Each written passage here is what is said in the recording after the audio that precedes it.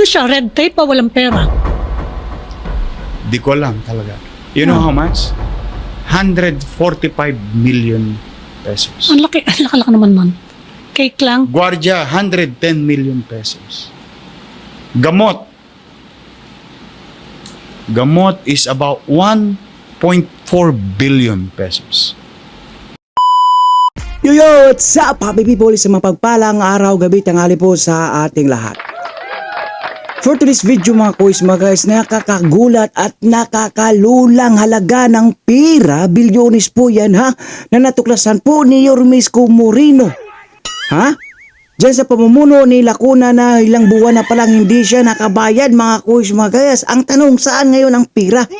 Yan ang tanong ng taong bayan at tanong ni Yorme Isko Nagulat. Mukhang may makukulong ito. Mukhang may makukulong nito mga kuys, mga guys. Biruin mo, sila yung panay pukol tungkol sa utang kay Yorme Isko Nagulat.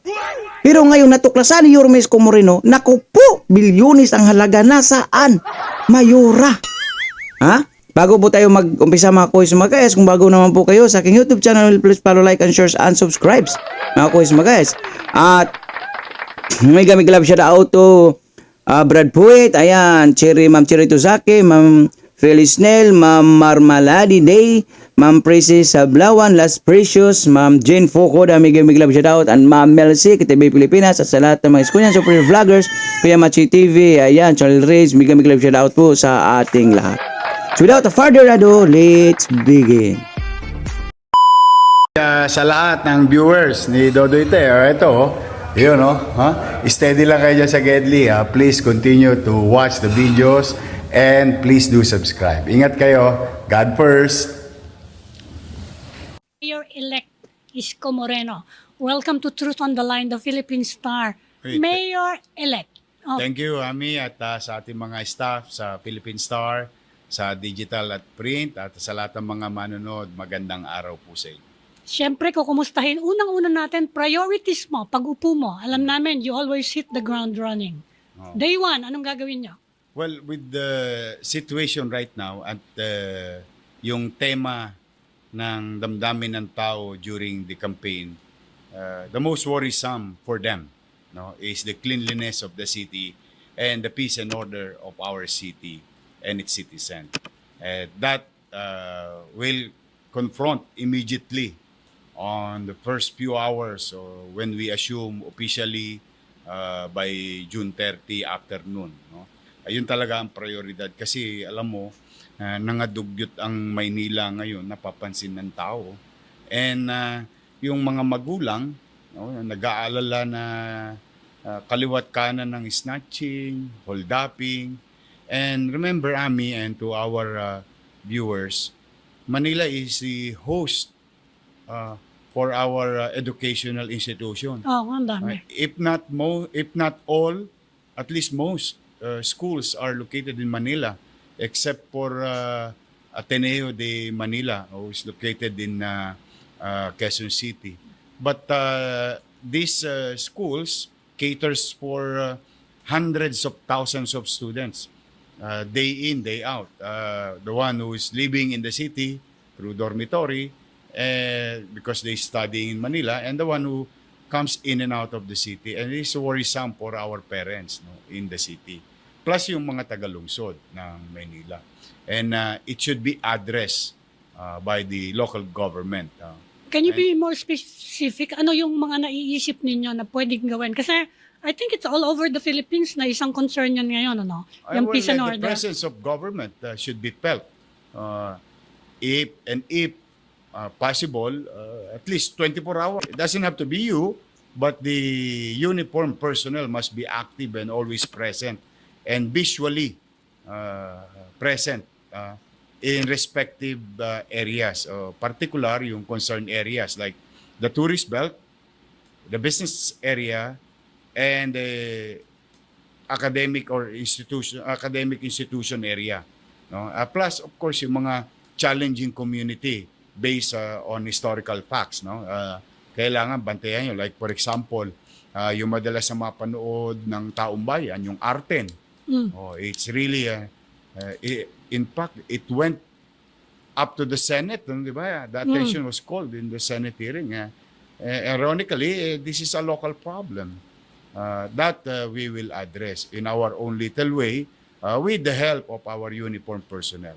And we are thinking of creating a multiplier force by adapting to former policemen of the city of Manila, or what we call the Antigo, no? Because itong mga Antigong police, retired police, medyo specialized niyan yung mga intelligence gathering, no? May age Because limit ba yung Antigo mo? May age wala limit? hanggat kaya, hanggat sila'y nagnanais pa na maging bahagi ng tagapagpayapa, tagapag-ayos ng ating komunidad, I'll be happy getting them on a certain level of work in the government.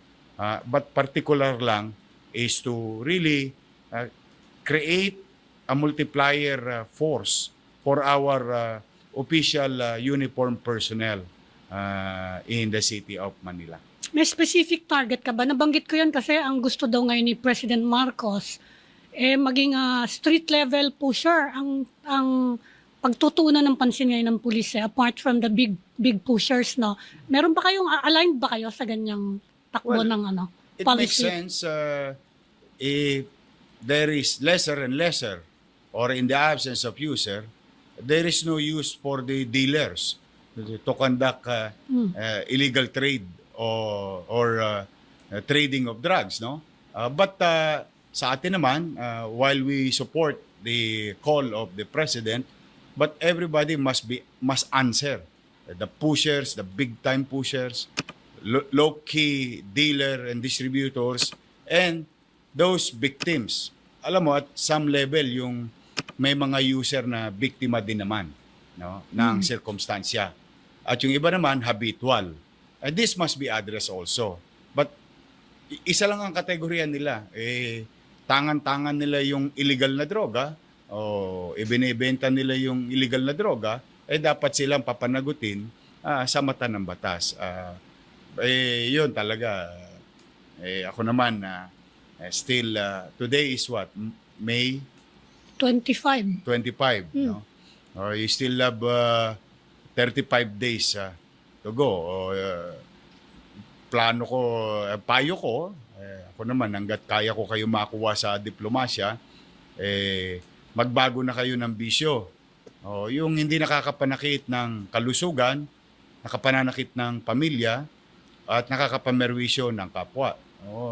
Meron din mga magagandang bisyo na productive.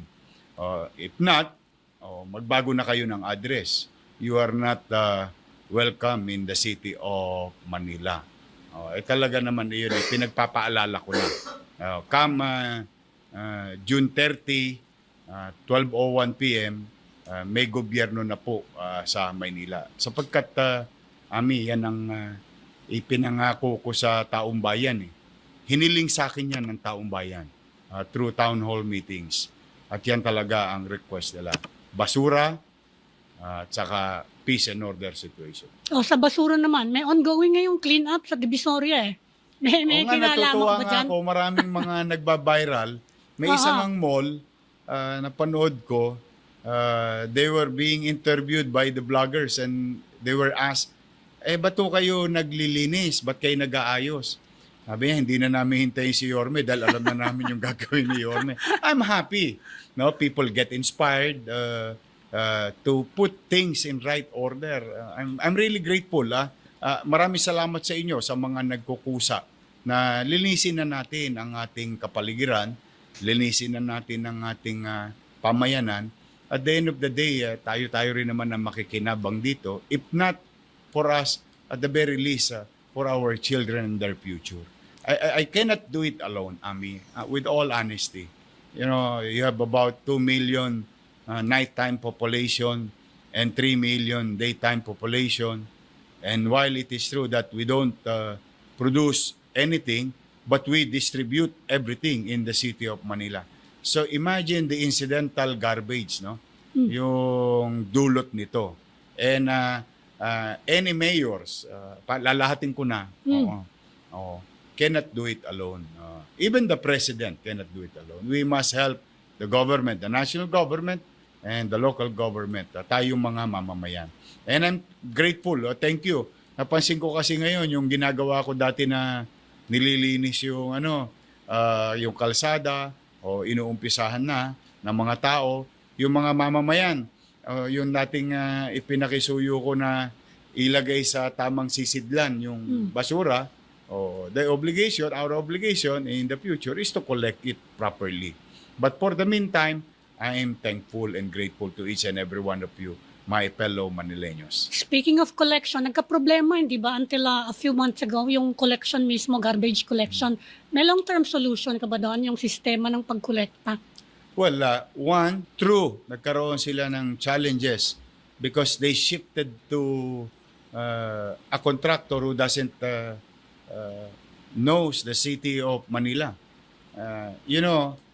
In fairness to Lionel, Lionel survived so many politics, changing of guards. Marami. Marami. Ilang mayor nang kumuha Yes. sa Lionel.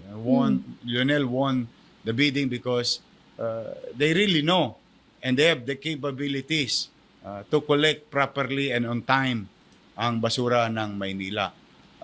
Despite, katulad nung araw, di ba? Mayor Lim, Mayor Lito Atienza, and so on and so forth. Contradicting politics yan. But they opted to get what is best for the city. They set aside politics. No? Yun ang nangyari yan. Ngayon, noong Oktubre, nangyari, umayaw talaga ang Lionel because they are not getting paid for the last 8 months. I think 560 or 580 million pesos. The story behind is they wrote the city government October ahead of time that they will not participate in the bidding because they cannot, they're bleeding. You cannot operate without cash. So, somebody won, alam na ng city government, 3 months time. I don't know what happened come January 1. Siyempre, may nanalo ng bidder. I think it is, if I'm not mistaken, Pileco and Metroways.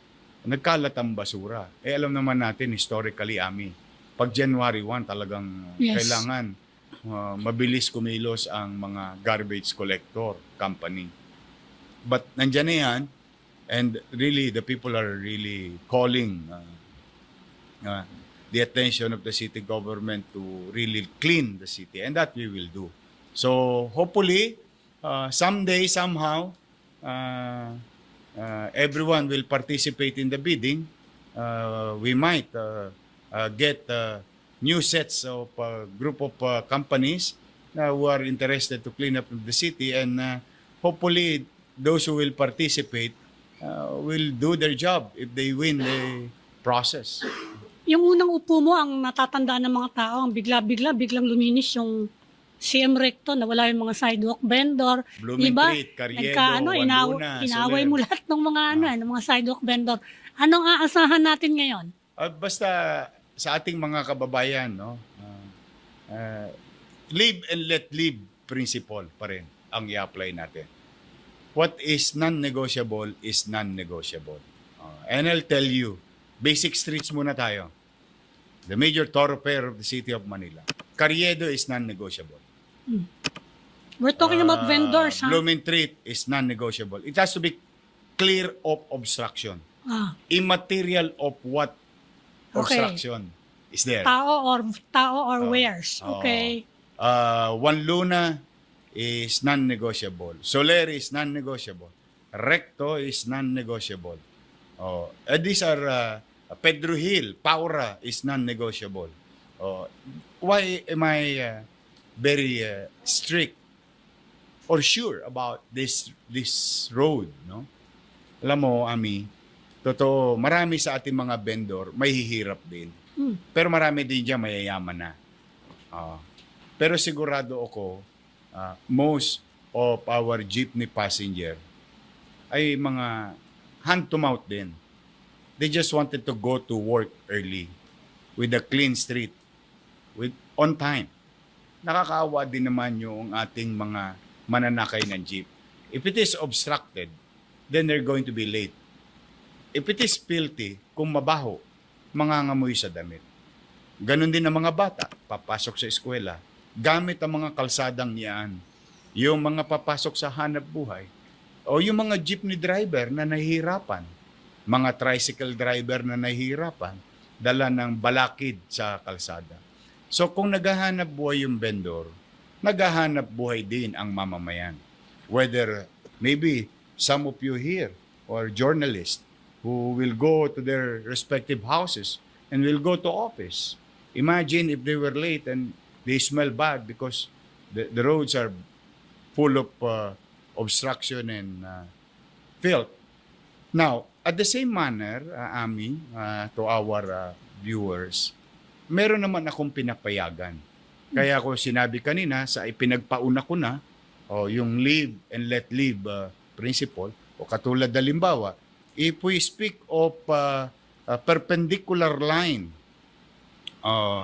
street of Carriedo, inaalaw ko naman sila doon. Sa Ilaya, sa pagdating sa Divisoria, Ilaya, Carmen Planas, Tabora, Pulgueras, Santo Cristo, Elcano, Asuncion. Ang dami niyan, Those are the streets wherein there is no jeep na dumadaan. Katulad sa Blooming Treat. Pag tinignan mo yung Blooming Treat, meron na kaming Blooming Treat Market, meron pa kaming talipapa. And yung mga itlog na kinakain ninyo, nasa Blooming Treat yan. Mga manok, mga mangga. Ano yan? Nandito lahat yan sa, what do you call this, perpendicular road ng Blooming Treat. But at the same manner, while I'll try to tolerate and recognize yung livelihood nila, they have to discipline themselves. They have to police themselves. Pag sinabi kong hanggang dito lang yung linya, hanggang doon lang. Bakit? Dahil kasi gusto ko naman na yung tao nakalalakad ng maayos. At ayoko nang masyadong magulo. Alam mo, Ami, sa experience ko, no, sa ating mga manonood, gustong-gusto ng mga tulongges na magulo. Dahil pagka nagka-snatchan, nagkadukutan, if there is chaos, they can easily escape. No? Pero kung maayos, konting alingas-ngas lang doon, nakikita na kagad ng lespo yun. Yun. Kaya gusto ko, kung sila'y pinapayagang maghanap buhay, magdisiplina sila. Yung pinagbalatan nila ng sibuyas, sayote, at repolyo, pechay, kailangan nilang ilagay sa tamang sisidlan. Yung pinagbalutan ng mga damit, mga gifts, mga tela na paninda nila, ilagay nila sa tamang sisidlan. Hindi na pa pwede yung inabutan ko before ako nag-assume noong 2019. I think I have to give it also to some vendors. Particular na Roman. When you Google it, no, Soler, when you Google it, no, Soler, Recto. There is this one street in front of 168, Pure Gold. Malaki It's yun, a very, I think, 100-meter street. No? May mga vendor yun. Pero nung sinabi ko, huwag kayong lalagpas sa Recto, huwag man. When you Google it, no, Soler, Recto. There is this one street in front of 168, Pure Gold. Malaki It's yun, a very, I think, 100-meter street. No? May mga vendor yun. Pero nung sinabi ko, huwag kayong lalagpas sa Recto, huwag kayong lalagpas sa Soler. Hindi talaga sila lumagpas. Sabi ko, lagyan nyo ng linya, huwag nyo nang lalaylayan pa. Para makadaan naman ang utaw. Ginawa nila. Sabi ko, yung mga basura ninyo, lahat yan, kunin nyo, ilagay nyo sa tama. Alam mo, isa yun sa mga model. Ako, I would suggest sa mga vendor, no? Saan man kayo. Sa linaw, linaw, wala na yan. Ano na po kayo, magpaalam na po kayo. Hindi na po pwede yun. Kailangan madaanan yung linaw. But generally, I'm going to say this to our people who are trying to make a living in the streets. Kapag kayo po'y pinayagan ng pamahalang lungsod, binigyan ng pagkakataon na makapaghanap buhay pa rin. Bagamat kailangan natin disiplinahin, no, yung ibang kalsada. Ang pakisuyo ka naman, maging responsable tayo sa ating sarili, sa ating paninda, sa ating mamimili, at sa ating pamayanan at pamahalaan. Wag po tayong, napapanood ko po kayo sa video, nagdadaan yung matanda, nasagi kayo ng yung tindahan ninyo, yung bilaon ninyo, minumura nyo pa yung matanda, nagpapantinguan tenga ko doon. Kasi unang-una, hindi naman kayo masasagi ng matanda, hindi naman kayo masasagi ng estudyante, hindi naman kayo masasagi ng sino mang taong gumagamit ng kalsada na para sa pangkalahatan kung wala kayo doon. The mere fact na nandoon kayo, ibig sabihin, ilagay nating tamang mindset. Ako ang nakakaabala. Ipinagpapasalamat ko sa Diyos, kinikilala ako ng pamahalaan. Pinagpapasalamat ko na ako'y nakapaghahanap buhay. Pero kailangan maging responsable din ako sa aking pamayanan at kapwa. Kailangan ganun ang mindset natin ng mga nagtitinda sa kalsada. Napag-usapan natin yung hanap buhay. Meron din ba kayo naiisip na new ways of making it easier to do business sa Maynila? Kasi malaking issue yan sa atin Para tumaas ang revenue ng Maynila, magkaroon ng mga more investors, meron ba kayong iniisip, panibago? The most complaint that I receive, ironically, is the zoning department. It's so grave that I cannot even quantify the numbers. Ano po yung zoning department? Kasi yung business, pag maglalagay ka ng negosyo, may zoning. Zoning ka. Hirap na hirap yung mga maliliit na negosyante o medium o malalaking negosyante sa zoning. The most complaint, the most corrupt complaint about corruption is zoning. And that goes also to developer.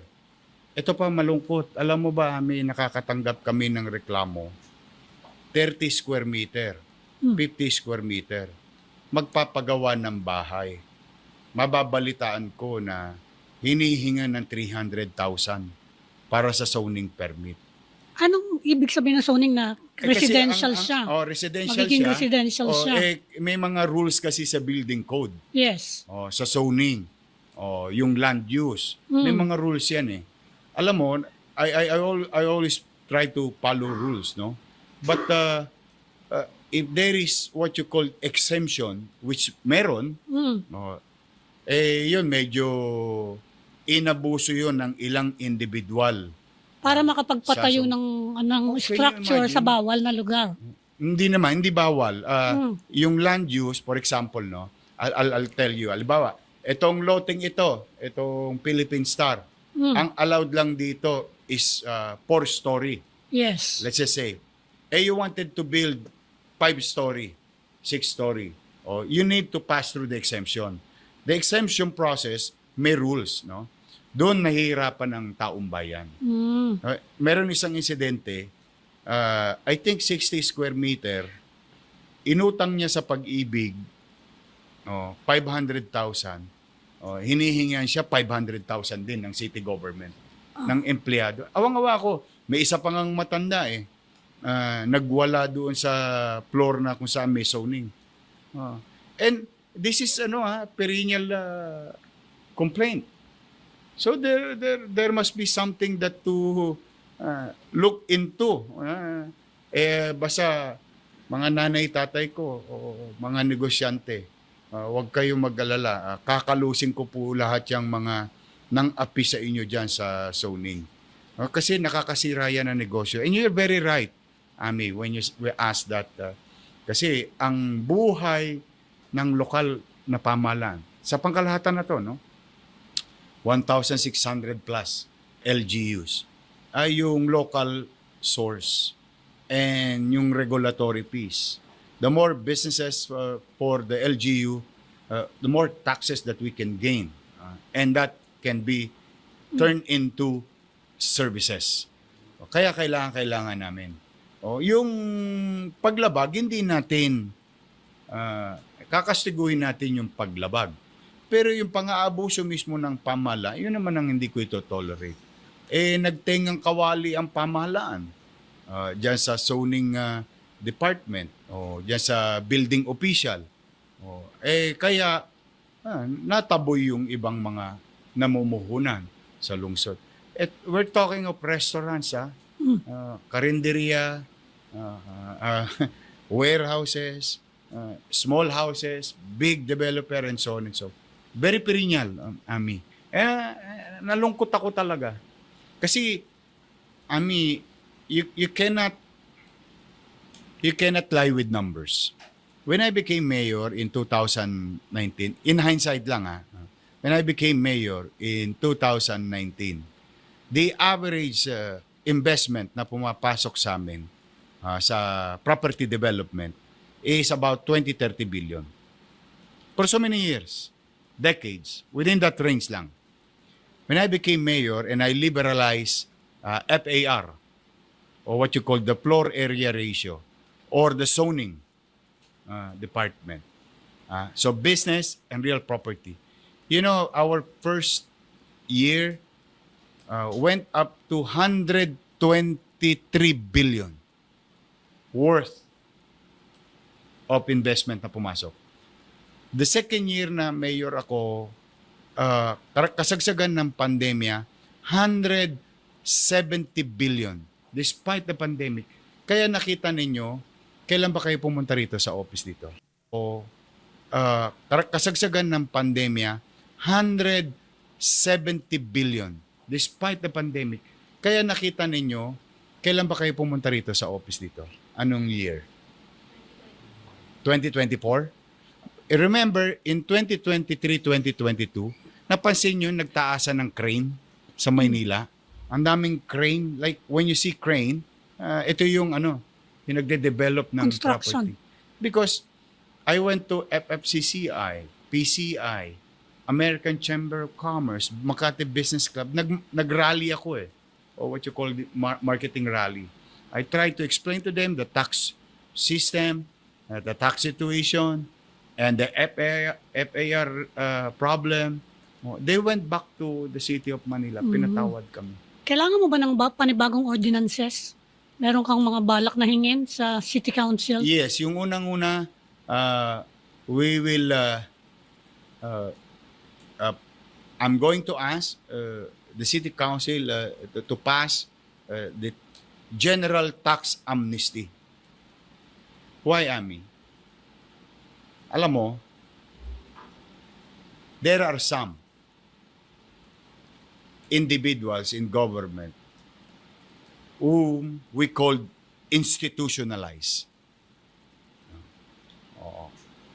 Binibigyan nila ng problema yung nagbabayad ng amilyar. But they are the only people also who can solve the problem. So I'll give you a problem that I am the one only can solve. May mga ganong ugali ang iilan na individual sa gobyerno. Para mawala yon, instead na maubos ang oras ko, kakabantay sa kanila.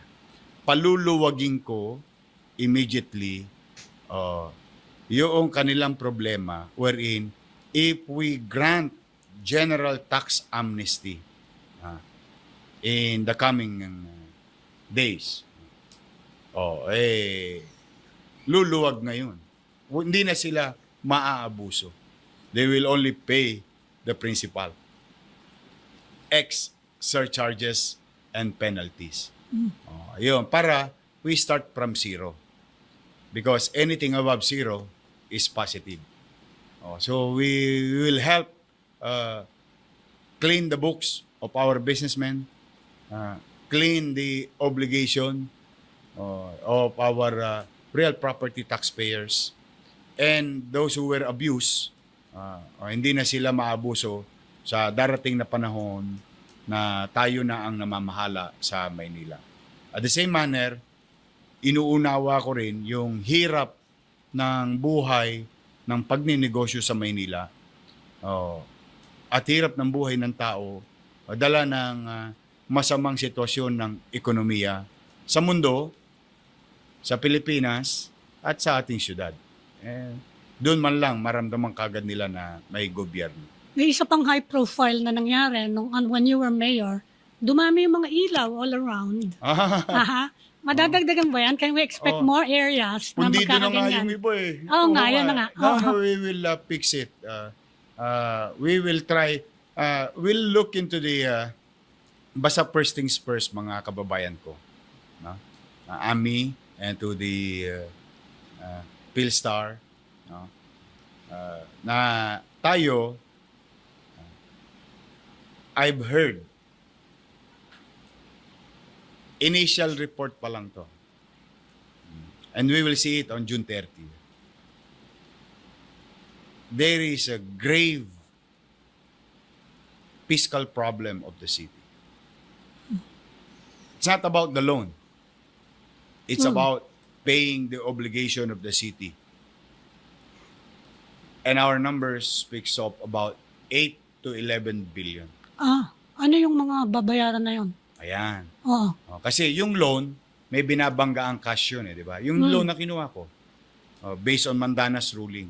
But we have local sources, as I have said Yes. a while ago. Mm. Ano yung commercial obligation?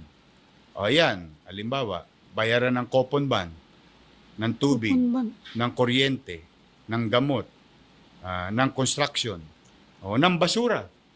Ng basura. And all other obligation of the city. Guardia, manpower, and so on and so forth. Wala bang pera o red tape lang? Even cake. You know that cake. Yung cake. Yung pinamimigay kong cake Oo. sa mga matatanda. I love you, mga lolo't lola ko, ha? Ano ko yan? Paborito ko yan. Sobrang love na love ko yung mga senior sa Manila. Yeah. Even cake. Would you imagine, I just found out a few days ago, the supplier of cake under their watch was not paid 19 months. Ano siya? Red tape o walang pera? Di ko alam talaga. You know how much? 145 million pesos. Ang laki naman man. Cake lang. Guardia, 110 million pesos. Gamot. Gamot is about 1.4 billion pesos. There is so much negligence. Ano siya? Red tape o walang pera? Di ko alam talaga. You know how much? 145 million pesos. Ang laki naman man. Cake lang. Guardia, 110 million pesos. Gamot. Gamot is about 1.4 billion pesos. There is so much negligence. Now, the question is, may corruption ba? O Yan na nga. mayroon bang Red red tape. tape? That I cannot answer for the meantime, Ami. I don't want to judge people but I only assess based on facts. If this is not paid, if this is true, there is a grave negligence on their part. Definite. Yun, that is definite. Hindi na pointing fingers yun. Now, what is the cause? Whether it is red tape, corruption, hindi ko alam. Ayokong husgahan, mag-akusa ng bagay na wala naman akong hawak. Pero sigurado ako, kung 19 months, hindi mo binayaran, 8 months hindi mo binayaran, yung mga police, hindi mo naibigay yung allowance, yung mga teachers, mga estudyante. Ang tanong namin, and I think your next question namin, hulaan ko na, nasaan ang pera? Oo nga. Oh, see? May pera ba? Of Yan na course, we have local income. Sabi ko sa Ami, yung loan ko that I took during the height of pandemic is a loan wherein there is an windfall coming from the Mandanas ruling. Yun yung kinuha ng bangko. So it is not a local income. So itong mga general fund and all other things, no? Na pondo, mga lokal na yan. Amilyar, regulatory fees, parking, and other business tax, and so on and so forth. Yan yung local income. Yan, may binabanggaang gastos o gastusin. So when you acquire services, when you acquire products, no, it passes through a system, through public bidding and so on and so forth, but CAF are being issued. What is CAF? Certificate of Availability of Funds. And these are, kaya yung tama yung tanong mo, nasaan ang pera? Basta for the meantime, Ami, isa lang muna. I don't wanna accuse, I don't wanna point fingers, and I hate pointing fingers. But with this number of months of negligence, the number of amounts, immeasurable. Can you imagine? I mean, not immeasurable. I can measure it, but surmountable ba ang tamang English doon? Insurmountable. Insurmountable. Yun, tama ka. 8 to 11 billion, that is something. Talagang ang word na magagamit ko doon ay grave negligence or what you call abuse of discretion. Ano yun? Criminal offense yun. May binabala ka bang pila ng kaso? Hindi naman ako napunta roon. Unang-una, daming problema ng Maynila. Unahin ko muna yung problema ng taong bayan. Pero, kung kinakailangan may managot, dapat naman managot, Ami. Obligasyon ko rin naman yun sa taong bayan. Nag-uusap pa ba kayo ni Ate Honey? Di ba ate tawag mo sa si kanya? Ate ata nasa bakasyon ngayon I think she's on vacation. Hindi pa naman. But we already, the DILG wrote us a letter to create our transition team. We already obliged and submitted our team.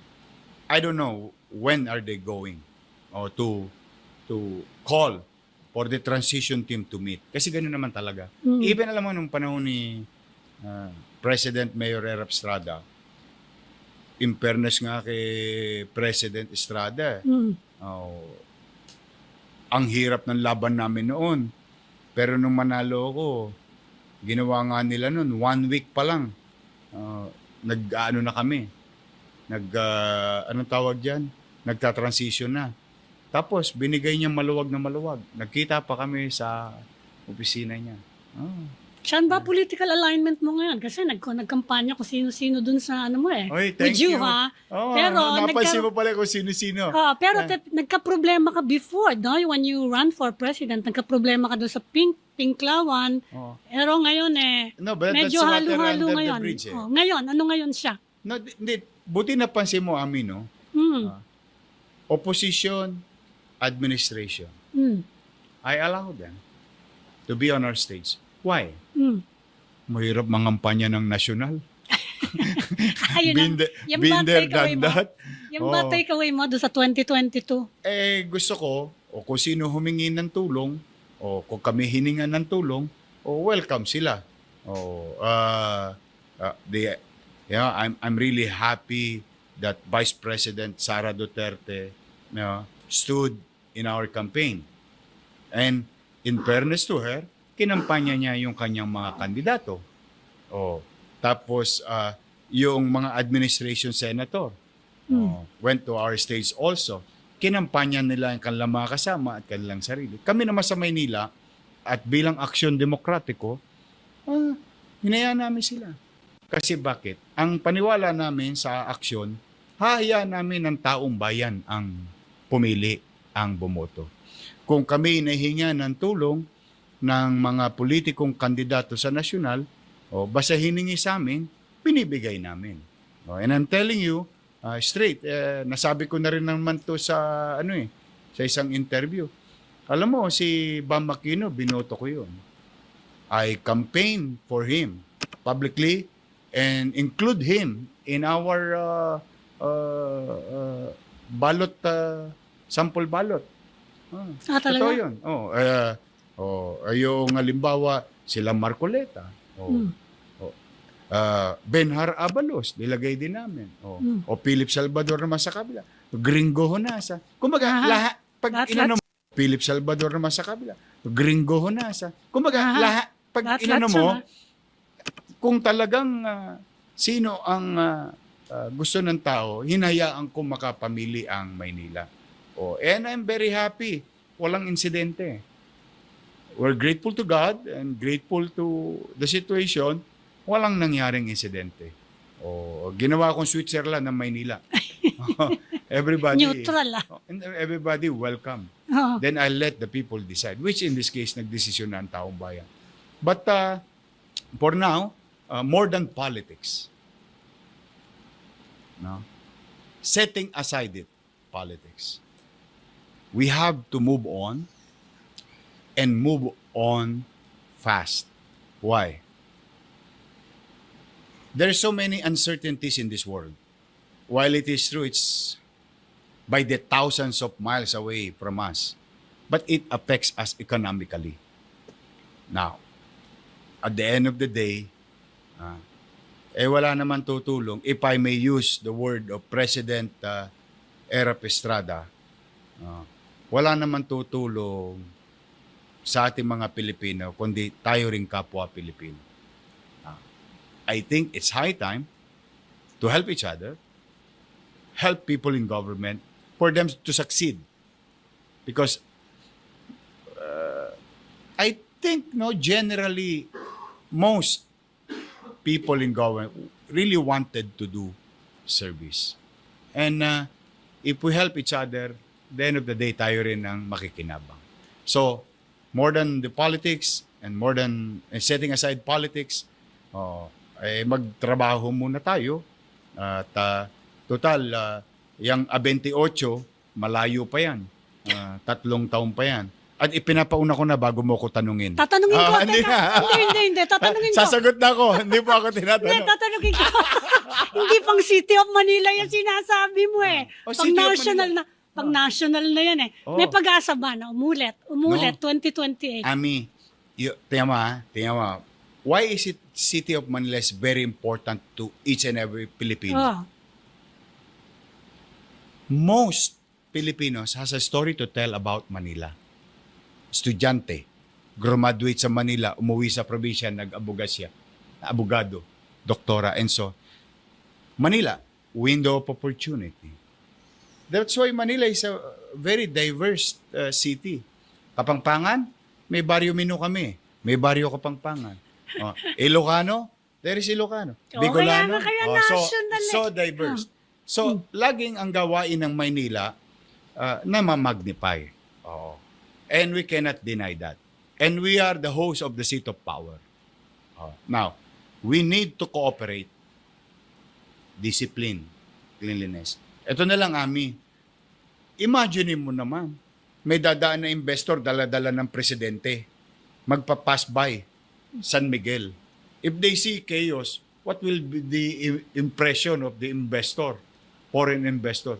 How can you ask us to put billions of dollars in your country? You cannot even fix your street. And that is a reflection of the president. Pero sa totoo, most of it, obligasyon namin as lokal. So we really need to cooperate. It is for the country, it is for the city, it is for the people, especially my people, our people in the city of Manila. Now, with politics, forget about 28. I'll try As of today, ha? I'll As of try to today. serve. Kung papayag ang mga taga Maynila, we are going to create a 10-year plan. For the city of Manila. We will, may awa ang Diyos, at sa tulong ng mga taga Maynila, and with the fiscal problem that we're facing right now, it's going to be challenging, turbulent, to the people of Manila, itong fiscal problem namin kinakarap, mapagtagumpayan namin yung 10 taon. Sa tulong ng mga taga Maynila. Diyan na kami.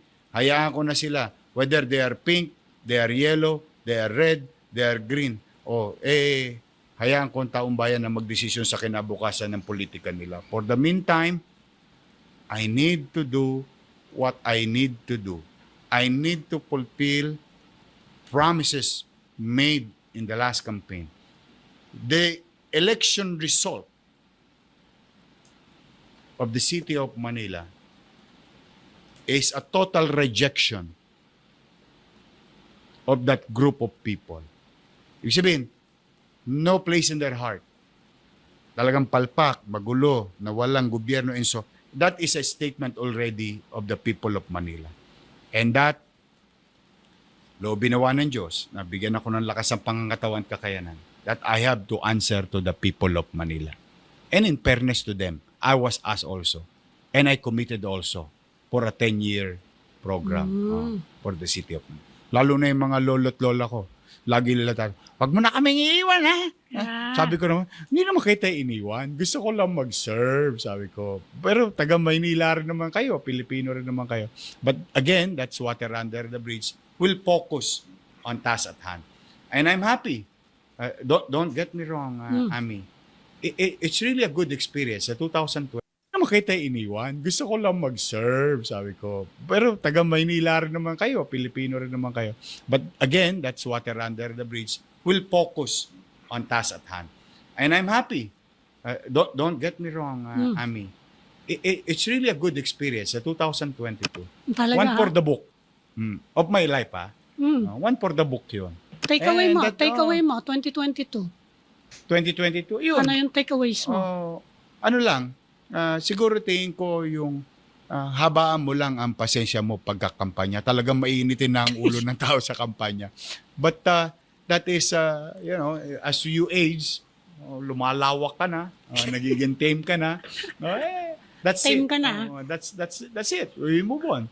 You fail, nadapa ka, bangon ka, move on to our lives. And thank you very much sa mga taga-lungsod ng Maynila for giving me another chance to better our country as city, as citizen, as Filipinos, as Manileños. With all honesty, to other cities and kami makikipagtulungan. Kasi talagang kailangan namin katandem din yung Metro Manila. But to our people in the city of Manila, mga Manileño, mga batang Maynila, mga nanay, tatay ko, mga lolo't lola ko, maraming salamat. Tulungan niyo po ako because we need to come together to make Manila great again. Habol ko lang dami school sa Manila eh. Ang dami. Etong mo, tong predecessor mo, pass o fail? Ha? Pagka mayor. Saan? Pass ba siya o fail as mayor? I think fail is the answer of the people. Because with that kind of vote is, talagang total rejection yan eh. That kind of lead and mandate, I think socio-analyst or socio-anthropologist or political individual, they take it by its face eh. It's total neglect done by them, total failure, and total rejection done by the city of Manila. That thing, I have no words to say. Anyway, nagdesisyon na ang taong bayan. At yan po ang mayor-elect ng Maynila, si Isko Moreno. Marami pong salamat for joining us on Truth on the Line sa Philippines. Naku po. Ha, mukhang may makukulong mga kuis magayas. Ha? Ayan po, antayin lang po natin sa pag-upo ni Yorme Isko dahil mayroon talagang makukulong. Biruin mo, bilyones nang nawawala sa kaba ng gobyerno. Ang tanong, nasaan na ngayon? Ha? Nung kapanahon ng kasi ng eleksyon, kampanya, panay pukol na. Boy binta, boy utang ating buteng Yorme Isko Moreno. So ngayon, natuklasan ang ating buteng Yorme Isko Moreno. Napakalaking halaga, nakakalulang halaga. Ha? Nasaan na ngayon yung halaga na iyan? Yan ang tanong po ni Yorme Isko Moreno at ng taong bayan, nasaan? Ha? Naku, yari kay sa kuwa, makoys. Ha? Ilang buwan na pala, hindi nababayaran. May budget naman pala. Ang tanong, nasaan na yung budget?